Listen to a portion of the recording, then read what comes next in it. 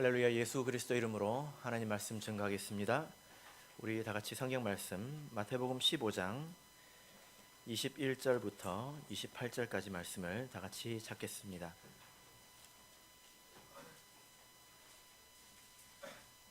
마태복음 15장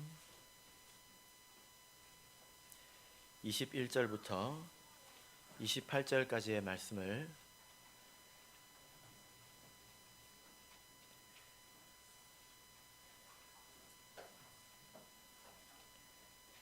저와 여러분이 한 절씩 교독하겠습니다. 21절. 예수께서 거기서 나가사 두로와 시돈 지방으로 들어가시니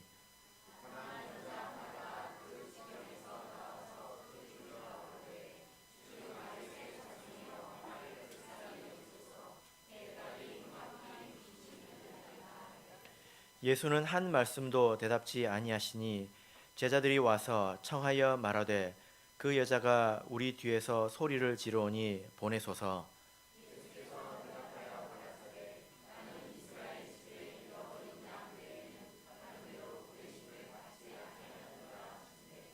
여자가 와서 예수께 절하며 가로되 주여 저를 도우소서.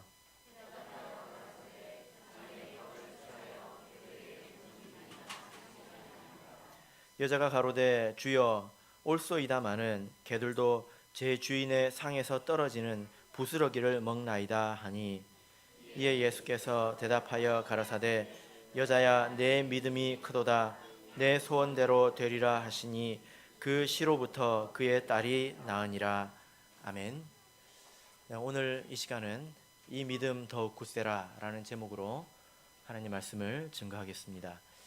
어떤 사람들이 우스갯소리로 한 지어낸 말이 있습니다. 교회에 있는 교인들이 다 같은 교인이 아니라 여러 가지 유형이 있다라는 거죠. 그 유형을 몇 가지 소개해 드리겠습니다. 첫 번째는 감투 교인입니다. 어떤 사람을 말할까요?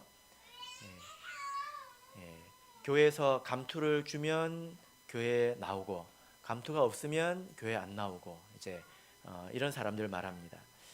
두 번째 유형은 인력거 교인입니다. 이거 받아 적으실 필요 없어요. 우스갯소리인데 너무 열심히 받아 적으시는 것 같습니다. 인력거 교인입니다. 어떤 사람을 말할까요? 집에 가서 업어 와야 교회 오는 사람들을 말하죠. 모시고 탁 와야 이제 교회 오는 사람을 말합니다. 오락 교인이라고 있습니다. 이제 예배 시간에는 안 보이고 친목회, 운동 경기, 소풍, 야유회 이럴 때만 출석하는 교인을 오락 교인이라고 합니다. 그 이외에도 시험 채점관 교인, 그래서 주보에 오타 찾는 사람들 있죠. 예배 시간에. 그 다음에 인맥 교인, 그 다음에 딴따라 교인이라고 있다고 합니다. 이건 무슨 말일까요? 찬양을 찬양으로 하는 게 아니라 자기 흥을 위해서 하는 사람들을 말하는 거 아닐까요? 여러 이런 유형이 있다고 합니다. 일반 교회 이야기인데요. 우리 참예수 교회 성도는 어떤 유형의 교인이 되어야 되겠습니까? 감투 교인이 되면 되겠습니까? 인력거 교인, 안 좋지요. 우리는 어떤 교인이 되어야 됩니까? 믿음 교인이 되어야 됩니다. 그리고 은혜의 교인이 되어야 합니다. 우리가 교회에 나오는 데 있어서 다른 목적과 다른 이유로 나오는 것이 아니라 살아계신 하나님을 믿는 믿음으로 나오는 그런 교인이 되어야 된다라는 것입니다. 왜냐하면 우리가 교회에 와서 얻을 수 있는 가장 큰 유익은 하나님의 은혜를 체험하는 거죠. 교회 오면 이것저것이 많이 있습니다. 사람에게 인정받을 수도 있고 또 교회 오면 또 재미도 있고 그리고 교회 오면 여러 사람들이 있어서 또 장사에 도움이 될 수도 있습니다. 그런데 그런 이유로 교회에 나온다면 이것은 뭔가 좀 잘못된 것입니다.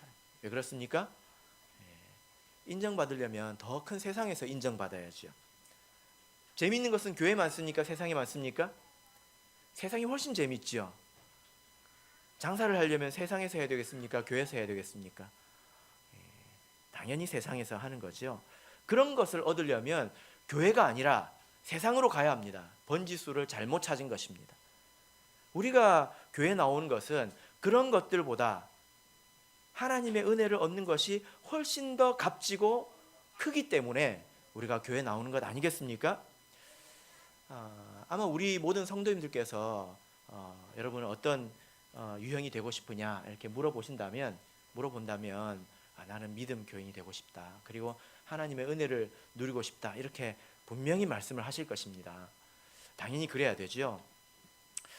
그런데 교회에서 이상한 것을 하나 보게 되는데 그게 뭐냐면 교회 나온다고 해서 모든 사람이 은혜를 누리는 것은 아니더라는 것입니다.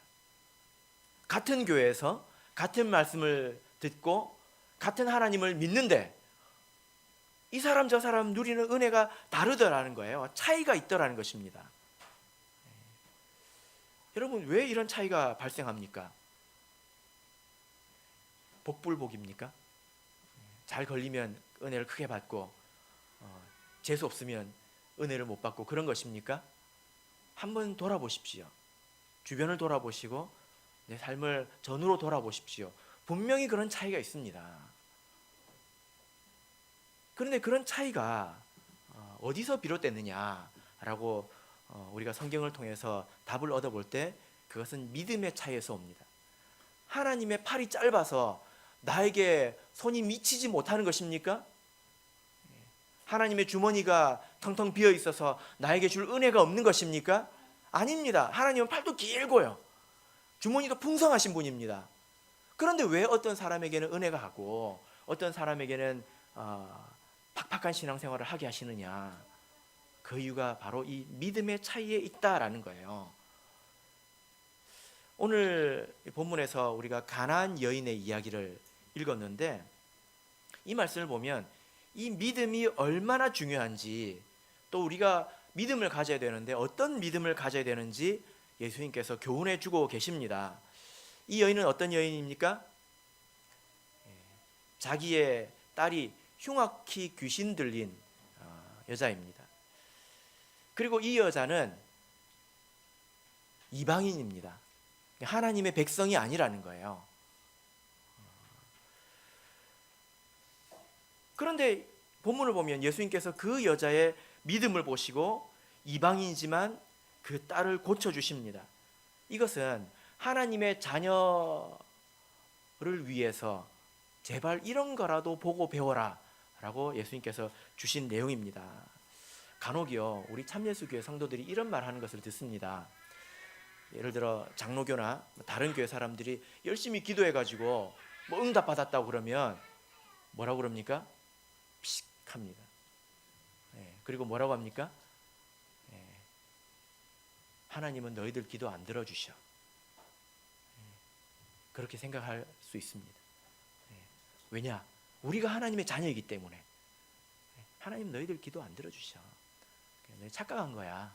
이렇게 생각을 하는 사람도 있죠. 그런데 여러분 정말 그렇습니까? 하나님은 우리의 아버지시지만 그들의 하나님이시기도 합니다. 여기에 굉장히 우리의 문제가 있을 수 있어요. 오늘 믿음 있는 이방인을 통해서 예수님께서 응답해 주셔가지고 믿음 없는 하나님의 백성을 부끄럽게 하시는 장면입니다. 마태복음 8장을 보실까요?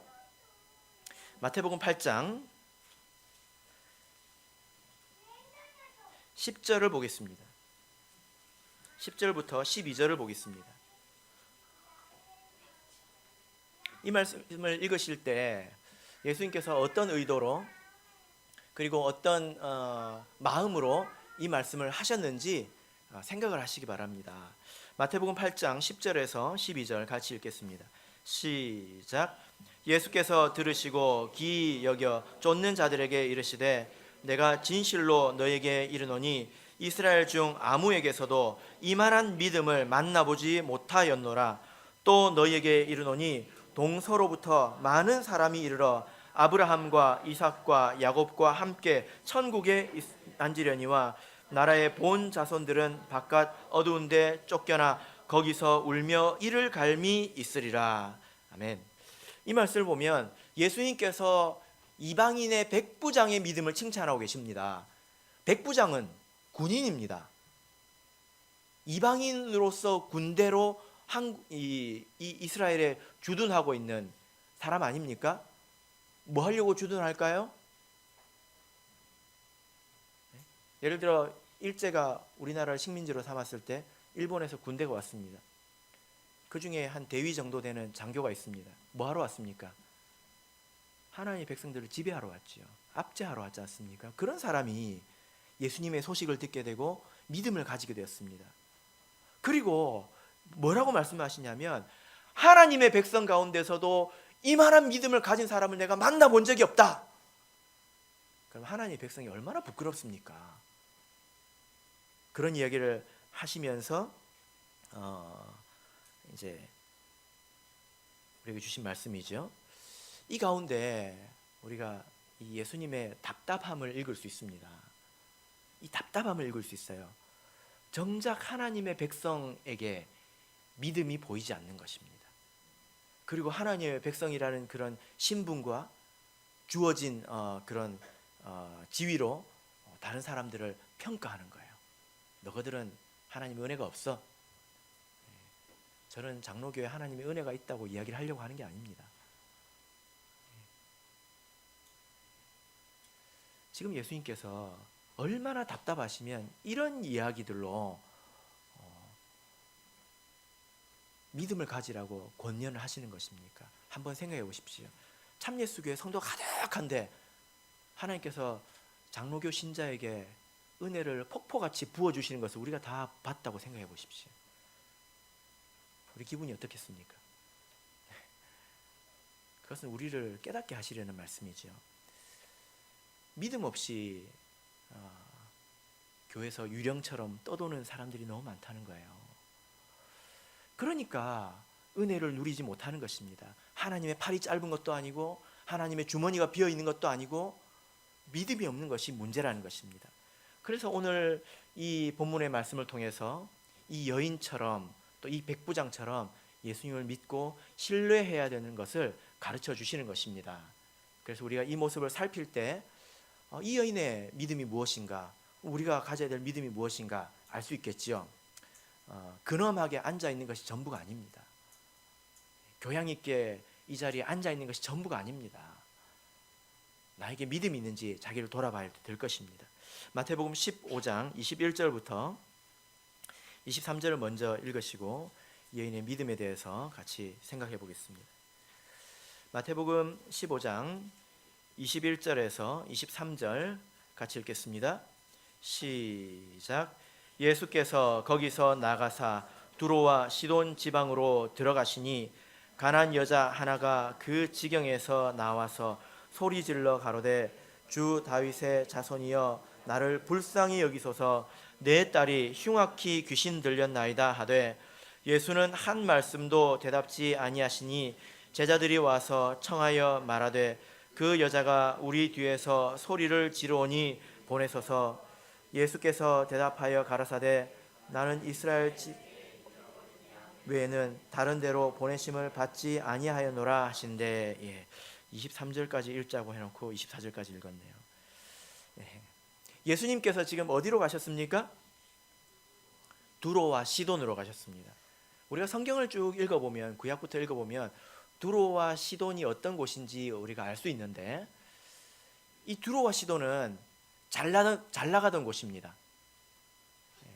무역을 통해서 굉장히 번성한 그런 이제 해양 도시이지요. 그런데 나중에 하나님의 저주를 받아서 쑥대밭이 됩니다. 폐허더미가 됩니다.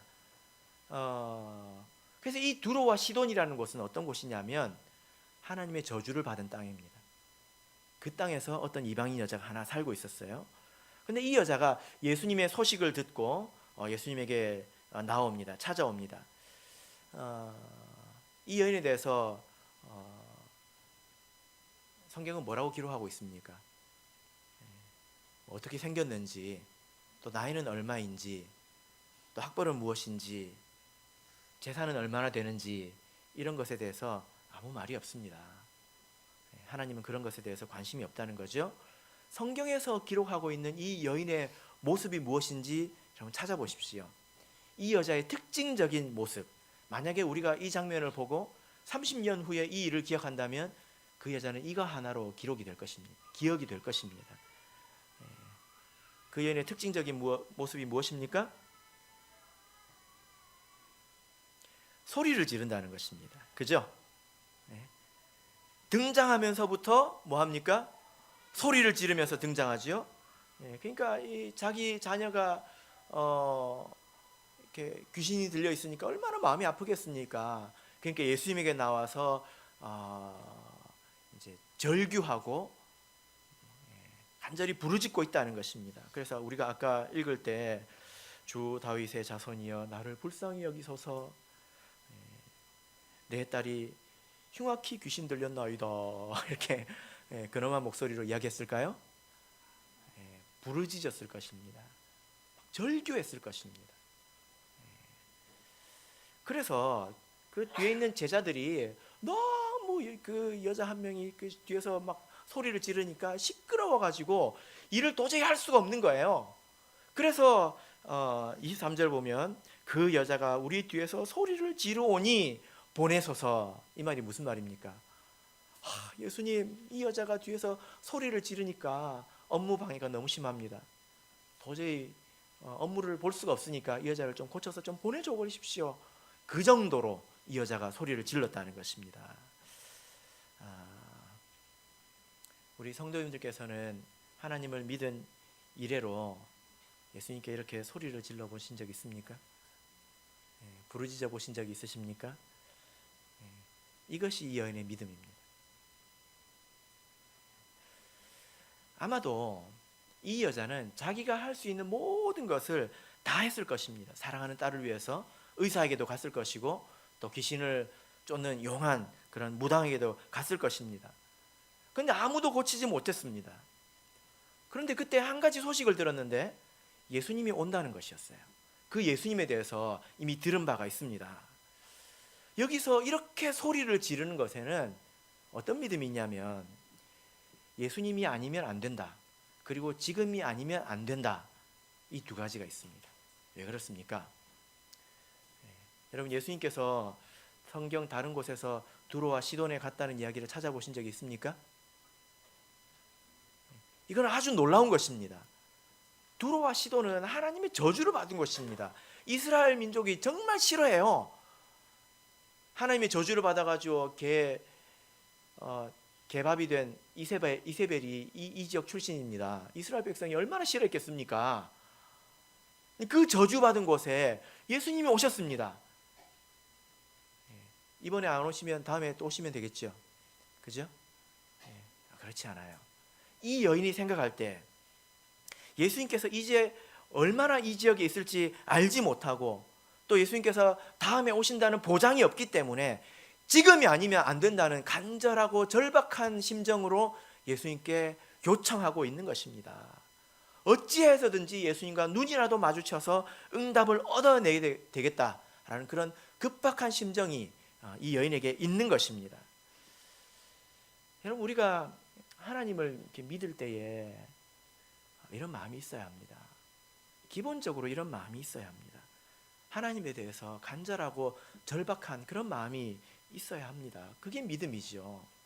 이 여인은 지금 다른 사람이 나를 어떻게 볼까? 내가 이렇게 눈물을 흘리고 내가 이렇게 내 딸이 흉악히 귀신 들렸다는 사실을 공개하면 다른 사람들이 나를 어떻게 볼까? 이런 것에 대해서 의식하고 있습니까? 내가 이렇게 소리를 지르면 나를 미친 여자로 취급하지 않을까? 그런 것을 신경 쓰고 있습니까? 아무것도 신경 쓰고 있지 않습니다. 그 여자의 눈에는 예수님밖에 보이지 않습니다. 여러분, 우리가 하나님 앞에 나와서 응답을 받으려면 이런 믿음이 있어야 합니다. 예전에 어떤 한 목자님께서 간증을 하시는 것을 제가 들었는데 우리에게 교훈이 됩니다. 우리 교회가 어떤 습성이 있냐면 누가 아프다고 그러면 가요. 그래서 얼마나 아프실까요? 우리가 불쌍히 여겨져요. 그래가지고 원하지도 않는 예배를 드려주고 원하지도 않는 기도를 드려주고 그렇게 해서 돌아옵니다. 아무 변화가 없죠. 여러분 이 말씀을 보십시오. 이 간절함은 예수님의 간절함입니까? 이 여인의 간절함입니까? 누가 간절해야 됩니까? 기도해 주러 가는 교회가 간절해야 됩니까? 그것을 받는 사람이 간절해야 됩니까? 어떤 때는 기분이 이상해요. 무슨 말이냐면 자기는 하나도 절박하지가 않아. 사람이 살다 보면 이럴 수도 있죠. 아플 수도 있고. 근데 교회는 막 안절부절해가지고 불쌍해. 어쩌나 하나님 제발 좀 불쌍히 해주세요 하고 기도 막 합니다. 응답이 없어요. 그럼 그 사람이 뭐라고 생각하겠습니까? 교회도 별게 없네. 교회도 뭐 별 수 없네. 그냥 마음을 받는 것 뿐이네. 뭐 이렇게 생각하지 않겠습니까? 그래서 그 목사님이 뭐라고 이야기하시냐면 누가 아프거나 중병에 걸렸으면 기도해 주러 가는 게 아니라 그 가족들이 교회로 와서 하나님께 간절히 기도하라고 하시는 거예요. 그때 같이 기도를 해주는 것입니다. 근데 한번 어떤 그 가정이 그런 문제가 있어서 하나님의 은혜를 체험하고 싶으면 가족들이 교회로 다 나와라 이야기를 했습니다. 근데 가족은 하나님을 다 믿지 않아요. 그런데 절박해서 나오는 것입니다. 정말로 그때 신기한 일이 있었는데 그렇게 병 낫기를 위해서 기도할 때 그 여러 가족 중에 한 사람이 성령을 받았습니다. 그리고 일어나서 춤을 추기 시작했습니다. 이런 걸 뭐라고 그러죠? 영무라고 들어보셨습니까? 영가. 그럼 뭐죠? 갑자기 내가 부르는 노래가 아닌 성령이 부르는 노래가 나오는 것을 영가라고 합니다. 그 영무는 갑자기 그분이 일어나서 춤을 추기 시작한 거예요. 그렇다고 요즘 K-팝 같은 그런 댄스를 춘 게 아니고요. 이게 뭐죠? 이렇게 막 이렇게 산들산들 천사가 걸어 다니는 것처럼 그렇게 춤을 춘 것입니다. 그리고 그 병이 나았습니다. 그리고 그 가정에 믿음이 생겼고 지금도 신앙생활을 잘하고 있습니다.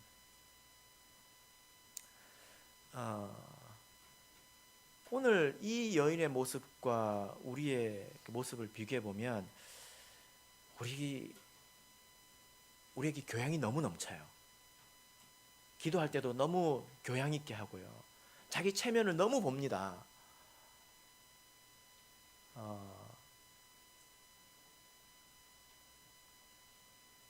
정말로 그런지 안 그런지 생각해 보십시오. 제가 거제교회에 있었을 때는요, 형제님들이 안수를 받으러 안 나오시더라고요. 왜 그럴까요? 네? 한번 생각해 보십시오. 네. 왜 그럴까요? 네. 제가 젊으니까 그런 것입니다. 네. 우리 청주교회도 안수를 할 때 보면 교육받은 아이들이 이건 나가는 거야 하고 배워서 나오죠. 네. 그러니까 이 자리에 나오는 건 누구나 나오는 것입니까? 애들이나 나오는 거예요. 제가 그런 염려도 해봅니다. 네. 그런 거 저런 거 따지는 게 아니에요. 내 삶에 간절함이 있고 괴로움이 있고 하나님께 응답받고 싶으면 무엇을 그렇게 신경 씁니까? 아무것도 중요한 게 아닙니다. 우리가 이런 믿음을 가지고 나와야 되는데 너무 많은 것들을 고려하고 너무 많은 것들을 생각해가지고 믿음은 저기로 가버리고 없더라는 것입니다. 이렇게 간절하고 절박한 믿음이 사라져버리는 거예요. 그래가지고 어떻게 응답을 얻겠습니까? 그래서 내가 나의 형편을 생각할 때 내가 기도 제목이 있다면 하나님께 이렇게 간절히 와서 기도해야 합니다. 그런 믿음을 가지고 기도하시기를 진심으로 바랍니다. 마태복음 15장 23절에서 25절을 보겠습니다. 이것이 모든 믿음이 아니죠. 더 깊은 믿음에 대해서 생각해 보겠습니다. 23절에서 25절 읽겠습니다. 시작. 예수는 한 말씀도 대답지 아니하시니 제자들이 와서 청하여 말하되 그 여자가 우리 뒤에서 소리를 지르오니 보내소서. 예수께서 대답하여 가라사대 나는 이스라엘 집에 잃어버린 양 외에는 다른 데로 보내심을 받지 아니하였노라 하신대 여자가 와서 예수께 절하며 가로되 주여 저를 도우소서. 네. 자, 여러분, 이 말씀을 우리가 곰곰이 생각해 볼 때에 우리가 놀라운 것을 이렇게 보게 됩니다. 만약에 여러분들이 예수님이라면 어떤 여자가 자신의 딸이 흉악한 귀신에 들려가지고 이렇게 고통받고 있는 모습을 볼 때 내가 능력이 있다면 내가 도와주고 싶지 않겠습니까?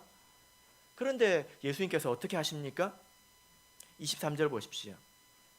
예수는 한 말씀도 대답지 아니하시니. 예수님께서 모든 제자들이 다 듣고 그 너무 시끄러워서 힘겨워하는 그 목소리를 듣고도 어떻게 하셨다고요? 예수님이 그러셨다고요. 그러니까 나한테도 그럴 수 있겠죠. 대답 좀 해보세요. 그럴 수 있겠죠. 여러분, 예수님은 친절하신 분입니다. 사랑이 많으신 분이십니다. 누구보다도 인간의 고통을 깊이 아시기 때문에 육신을 입고 이 땅에 오신 분입니다. 근데 그분이 이렇게 행하셨다면 우리가 생각을 해야 합니다.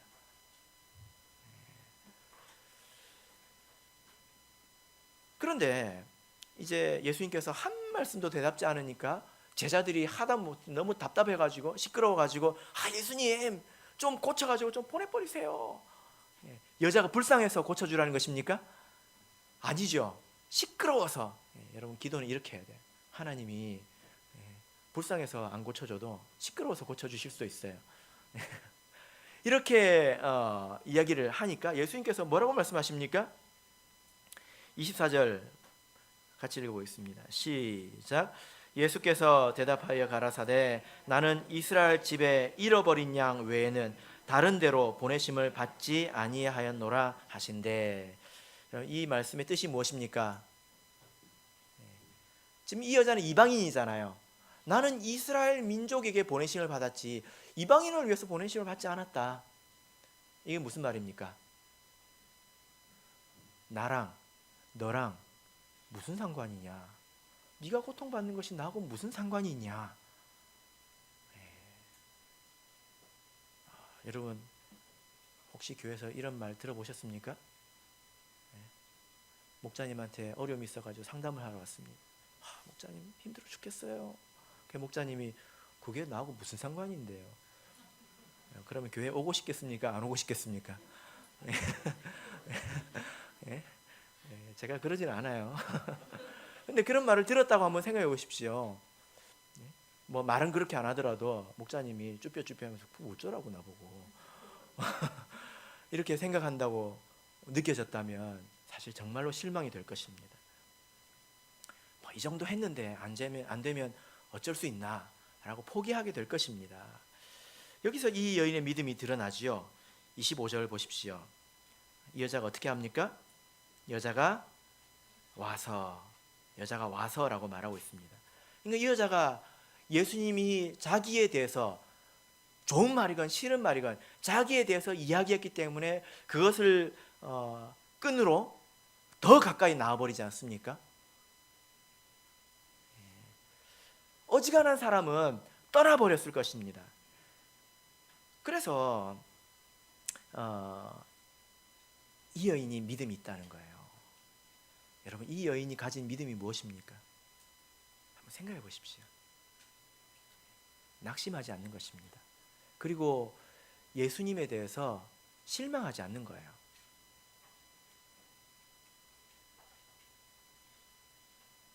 예수님은 그런 분이 아니라고 믿는 것입니다.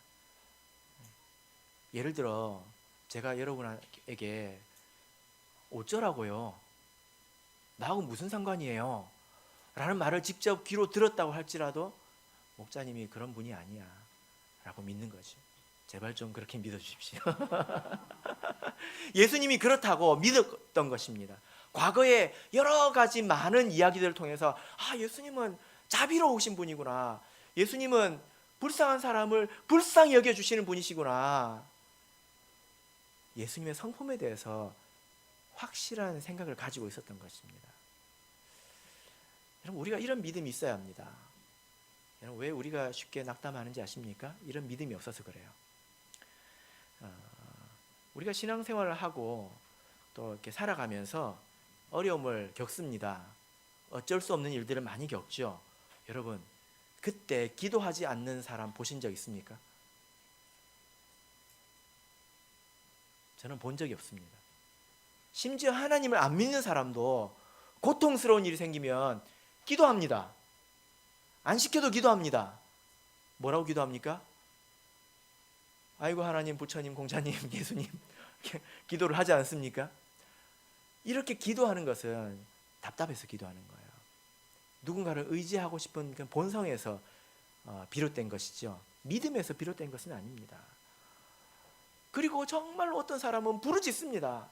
너무 고통스러우니까 와가지고 눈물을 펑펑 쏟고 기도합니다. 그런데요, 그 순간에 문제가 해결되지 않으면 많은 사람들이 기도를 포기합니다. 이 여인처럼 부르짖어 봤지만,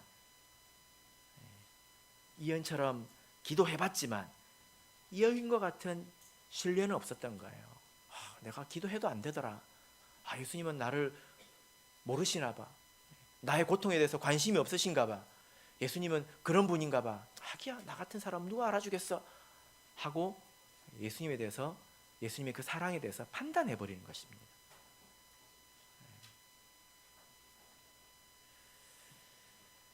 여러분, 우리가 이것에 대해서 확실히 알아야 합니다. 예수님은 우리를 사랑하십니다. 그 사랑은 확증된 것입니다. 그런데 왜 우리가 기도할 때 바로 응답해 주시지 않습니까?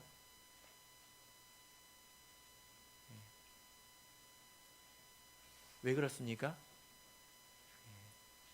몇 가지 이유가 있습니다. 첫 번째는 우리 기도가 충분하지 않기 때문입니다. 사도행전 10장을 보면 고넬료의 기도에 대해서 처음으로 구원받은 이방인이지 않습니까?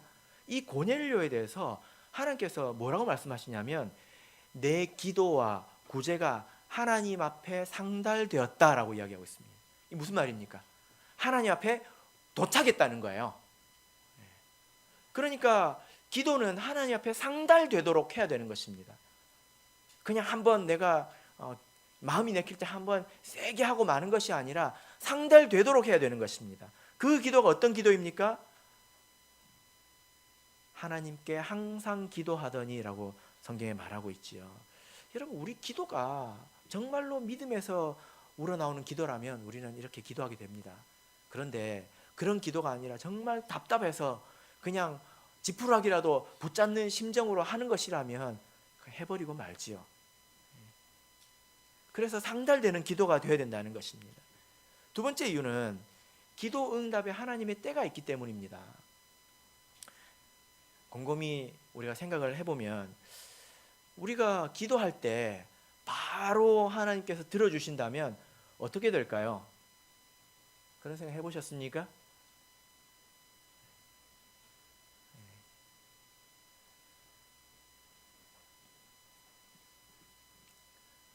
아마 엉망진창이 될 것입니다. 우리 기도가 온전치 않기 때문에 시간이 지나서 그것이 정말로 좋은 것이었구나 하고 기도를 취소하기도 합니다. 기도 제목을 바꾸기도 하지요. 그죠? 어느새 기도 제목이 사라져 있기도 합니다. 그런데 내가 기도한 순간 응답을 하신다면 나중에 또 다시 돌려달라고, 바꿔달라고 기도해야 되지 않겠습니까? 그럴 것입니다. 갈라디아서 6장 9절을 보겠습니다. 갈라디아서 6장 9절 같이 보겠습니다.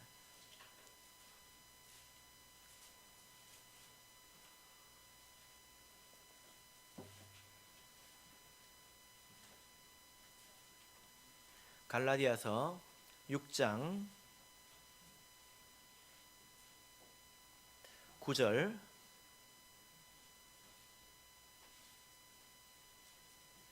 같이 읽겠습니다. 시작.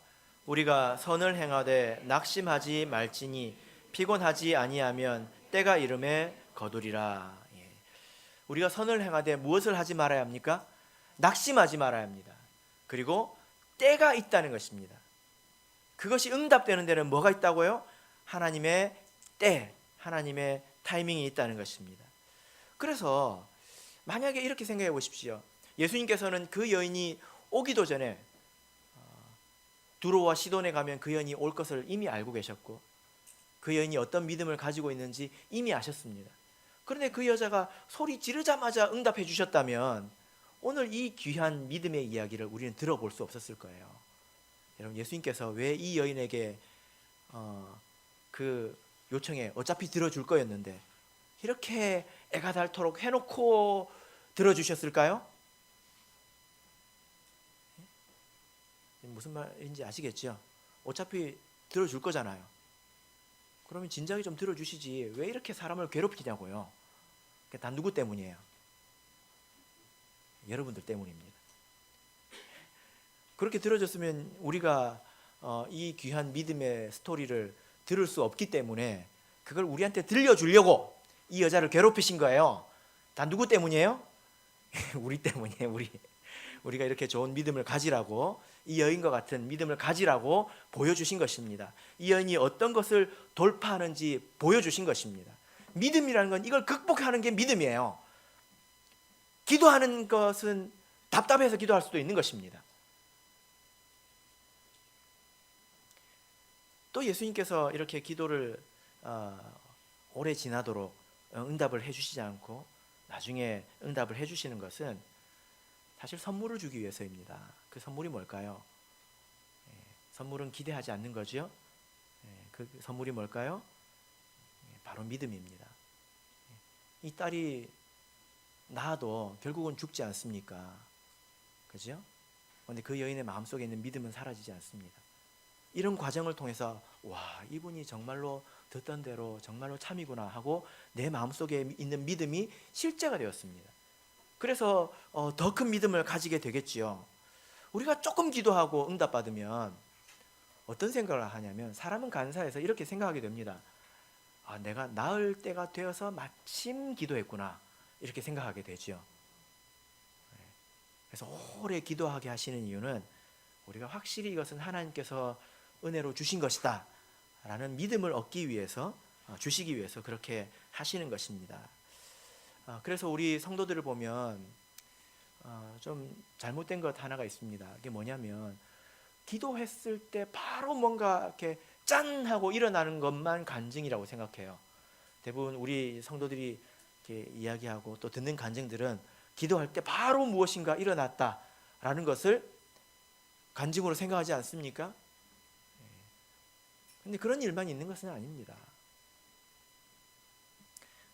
제가 목포교회에 있었을 때 어떤 한 형제님이 계셨는데, 이분은 이제 지금 아마 70세가 다 됐을 것입니다. 70여 세가 됐을 것입니다. 젊어서 방광암에 걸렸습니다. 저는 잘 이것에 대해서 잘 모르지만 대략 알기로 이 방광암은 치명적이지는 않지만 완치가 잘 안 되는 것으로 제가 알고 있습니다. 이분이 그랬습니다. 그래서 이분이 방광암을 가지고 젊어서 이제 발병을 해서, 결혼을 하고 나서 발병을 해서 25년을 앓았습니다. 근데 이게 사람을 굉장히 이렇게 피곤하게 하는 것인데, 일상생활, 사회생활이나 이것을 불가능하게 만들어요. 왜냐하면 한 시간에도 여러 번 화장실을 가야 합니다. 그럼 어디 가서 일을 할 수 있겠습니까? 교회는 올 수 있겠습니까? 못 옵니다. 왜 못 올까요? 예배 시간에 계속 화장실을 왔다 갔다 해야 되거든요. 그래서 이분이 그렇게 25년을 이렇게 투병을 하다가 믿음의 권면을 받고 이제 계속 못 나오다가 작심을 하고, 내가 이제는 맘먹고 교회 나가서 하나님을 한번 믿어봐야 되겠다. 내 인생 이러다가 끝나겠다. 한 번도 가장다운 노릇을 해본 적이 없어요. 돈을 벌어가지고 가족을 부양해 본 적이 없습니다. 아내가 식당이며 청소며 이런 일을 해서 가족을 부양했습니다. 얼마나 마음이 아프겠습니까? 그래서 내가 하나님께 나가서 좀 응답을 받아봐야 되겠다 하고 나왔습니다. 그리고 교회 나와서 처음에 어땠을까요? 계속 들락날락 했겠죠? 뭘 들었겠습니까? 그런데 점점 교회에서 화장실 가는 횟수가 점점 줄어들었습니다. 그리고 어느 날 안식일에 이분이 떡을 내셨어요. 근데 우리가 떡을 내면 물어보죠. 뭐라고 물어봅니까? 웬 떡인고? 하고 물어보잖아요. 예, 이것이 웬 떡인고? 하고 이렇게 물어보니까 그 형제님 내셨다는 거예요. 예, 그러면 이제 우리가 성경 말씀을 인용하죠. 어인연고뇨? 하고 이렇게 이야기를 하죠. 그런데 그분이 뭐라고 그러냐면 지난주에 완치 판정을 받았다는 거예요. 예, 그래서 너무 감사해서 내가 이 떡을 냈다는 것입니다. 그제서야 비로소 일도 하시게 됐고 이제 가장 노릇을 하시게 됐습니다. 그 나와서 완치되기까지 6년이 걸렸습니다. 6년 동안 그분이 하나님 앞에 나와서 조금씩 더 가까이 가서 기도하시고 예, 그래서 6년 만에 나았습니다. 25년 앓던 병을 6년에 걸쳐서 나은 것입니다.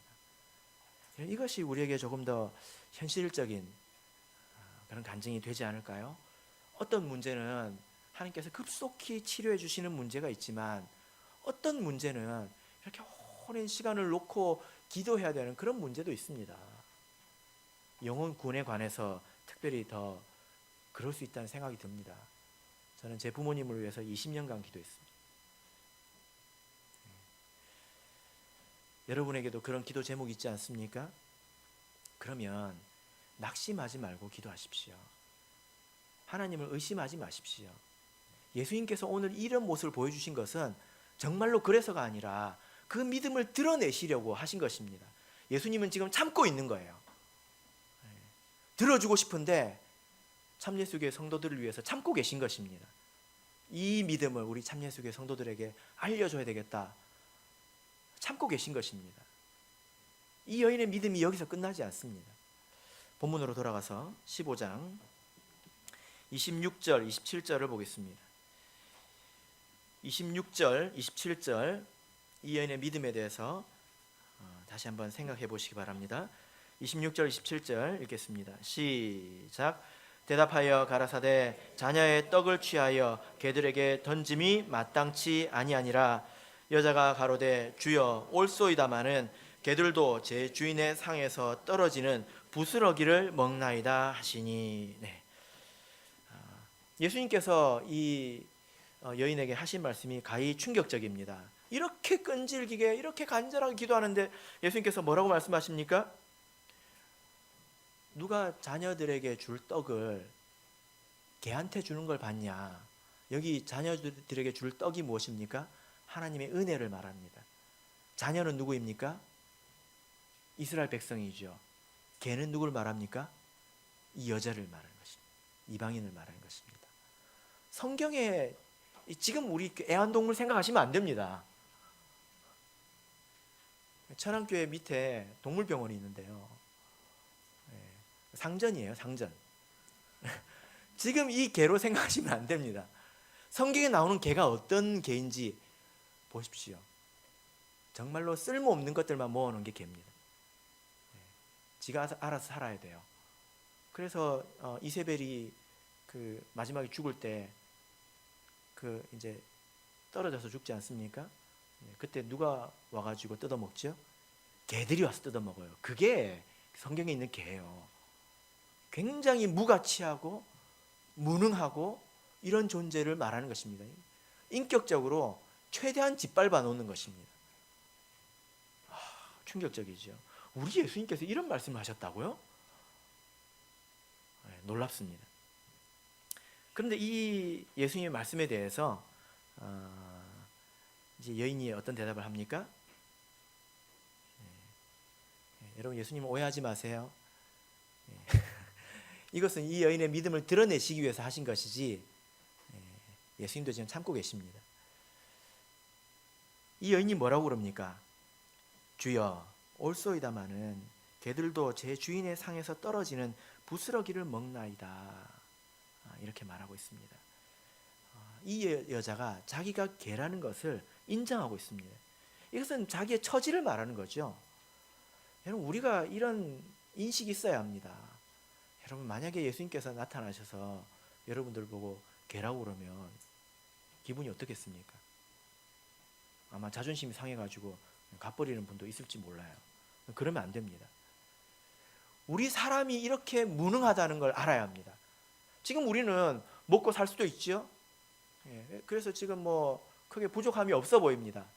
그런데 인생에 결정적인 문제가 생겼을 때, 치명적인 문제가 생겼을 때 나하고 걔하고 뭐가 다른지 생각해 보십시오.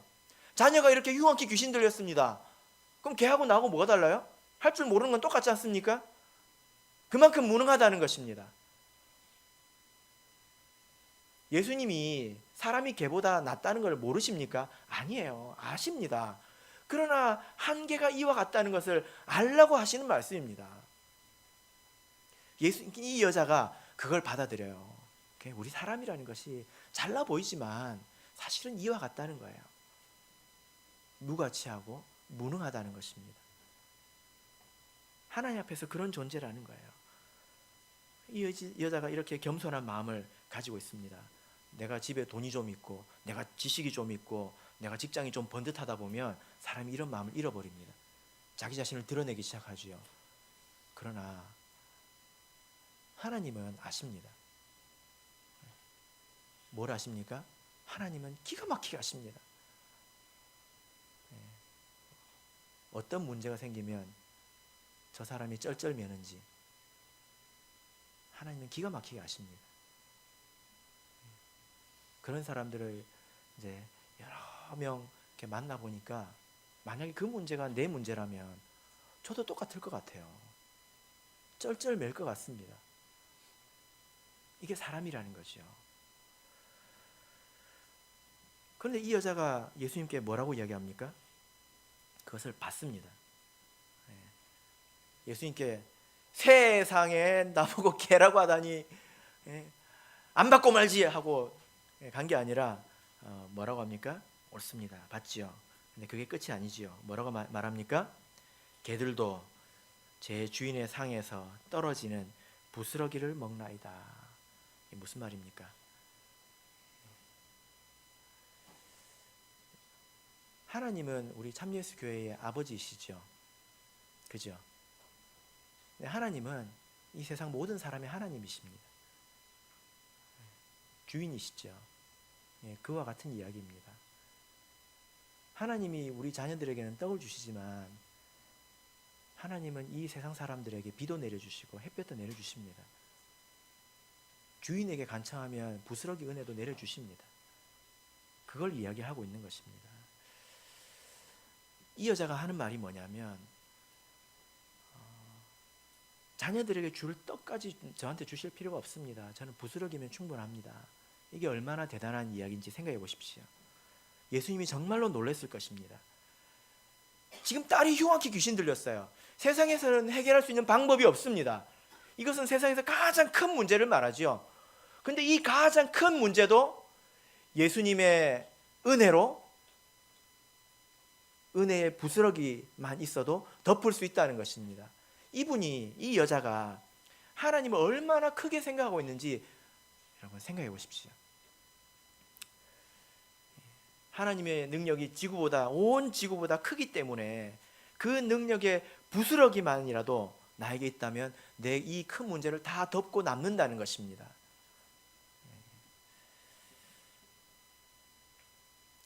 그래서 이 말씀을 여러분 깊이 생각해 보시기를 바랍니다. 어떤 사람은요, 신앙 고백을 하나님께 하는 게 아니라 신앙 고백을 문제합니다. 문제. 저한테 와가지고 뭐라 그런지 아십니까? 목사님, 내 문제가 얼마나 큰지 모르실걸요? 문제는 아무도 해결할 사람이 없어요.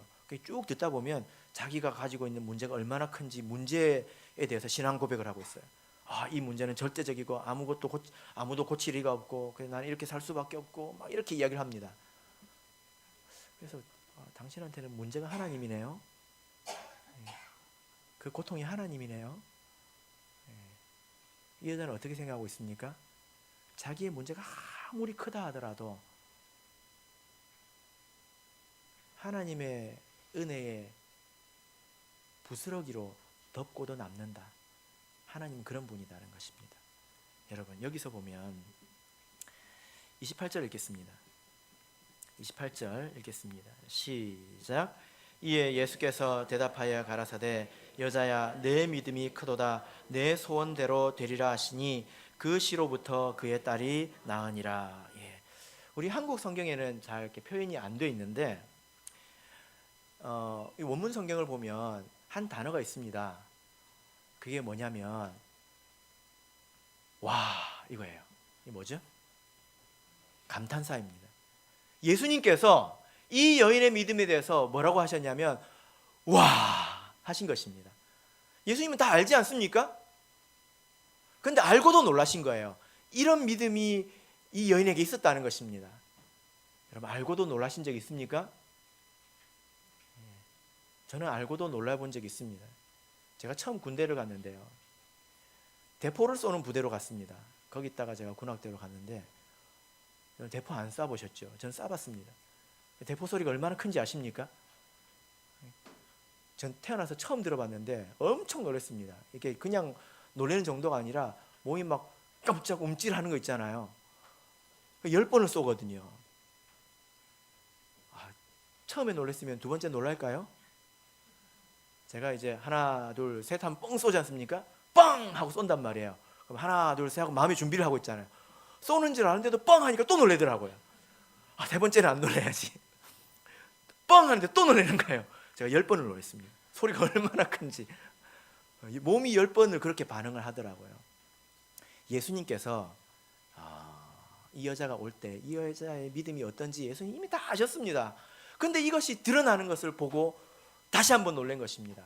이 여자는 예수님에 대해서 듣고 알았습니다. 본 적도 없고요. 예수님에 대해서 소문을 듣고 이 예수님이 어떤 분인지, 성품은 어떠한지, 능력은 어떠한지 계속 생각을 했습니다.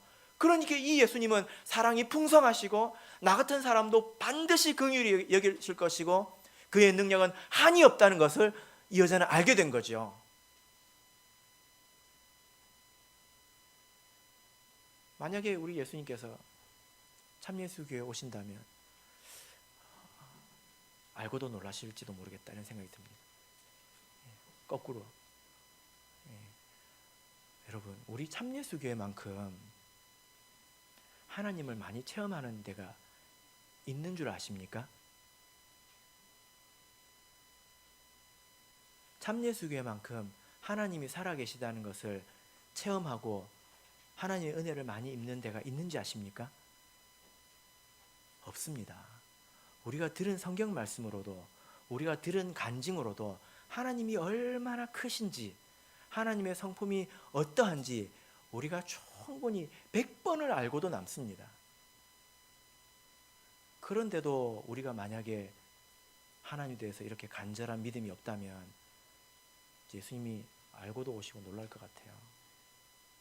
어떻게 이렇게 간절함이 없느냐? 어떻게 이렇게 기도가 냉랭하고 어떻게 이게 기도가 이렇게 이러냐? 이런 모습이 되지 않도록 우리가 교훈을 받아야 합니다. 사실 오늘 이 이야기는요 굉장히 부끄러운 이야기예요.